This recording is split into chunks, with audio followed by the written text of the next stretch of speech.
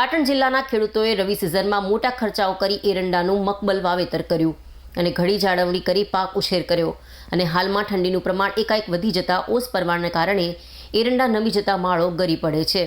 તેના લીધે ખેડૂતોની હાલત કફોડી બનવા પામી છે। પાટણ જિલ્લાના ખેડૂતોએ રવિ સિઝનમાં ઘણી આશાઓ સાથે ખેડ ખાતર બિયારણ પાછળ મોટા ખર્ચાઓ કરી એરંડાનું વાવેતર કર્યું અને ઘણી મુશ્કેલીઓ વેઠી પાક ઉછેર કર્યો અને હાલ પાક તૈયાર થવાના આરે રહેવા પામ્યો। તેવામાં ઠંડીનું પ્રમાણ વધતા જે ઓસ પડે છે તેના લીધે એરંડા નમી જવાના કારણે એરંડાની માળો ગરી પડે છે।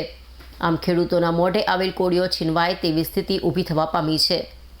એરંડાનો પાક ઉગવાના આરે હોવાથી ખેડૂતોને ઘણી આશાઓ હતી, પરંતુ વધારે પડતી ઠંડીથી ઓસ પડવાના કારણે ખેડૂતોના પાક ઉત્પાદન પર મોટી અસર થવાની ભીતિ સેવી રહ્યા છે।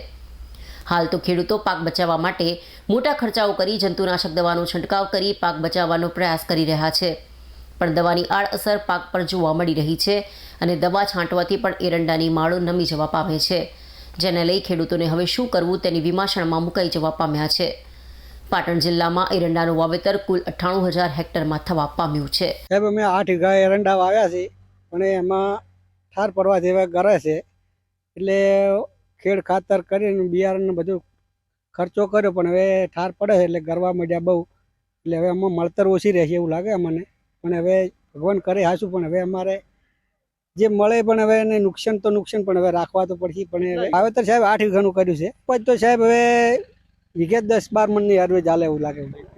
ગરી પડવાના, જો ગરી પડે સાહેબ આવા ગરી જોઈએ છે એટલે ઠાર પડે, એના લીધે ધુંવેશ પડે ને વહેલી ધુંવેશ પડે એટલે ગરી જોઈએ છે। પછી સર અમારે વાવજોડું આડે આખો નાશ કરી નાખ્યો, હવે પગર્યાથી પણ ભગવાન વાળા ઠાર પડે એટલે એડા ગરી જોઈએ, એનું કોઈ મળવાનું નથી તો આશા જ નહીં। કેમ કે મણકા તર ફટાફટ પડી જાય, વેણા માલ તો મણકા જીધા ભોજ પડી જાય છે, એનો કોઈ એડો કોઈ દોણો આપવાનો હાથમાં નથી। પછી વીઘે અમારે 8 થી 9 હજારનો ખર્ચો થાય છે।